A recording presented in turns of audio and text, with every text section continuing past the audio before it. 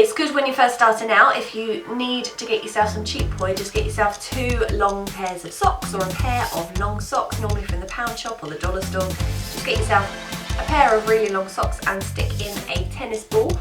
Or you can just fill a bag full of rice and stick that on the bottom instead, although that will be quite light, so you might have difficulties there. There are loads of different pois you can get. If you do have a set of poi that have the really long pretty tails, they look beautiful, but they are terrible for learning new moves with. So if you do have them, just pick up the long tails, hold them in your handle as well, and that will make it a lot easier for you to start learning the new moves, and then you can always try it out with the tails afterwards when you're more comfortable with the move, and then it will just look fabulous. There's so many different types of poi you can get. Here's another type that are really, really good, but they're quite heavy. So you might not want to start off with these ones, but they've got balls on the ends and balls to hold on to, and they're quite nice. They're really, really nice to spin, but as I said before, they are quite heavy. So you might not want to start off with these ones. You might want to start off with something a little bit lighter, which is where these socks work really, really well, especially with just the tennis balls.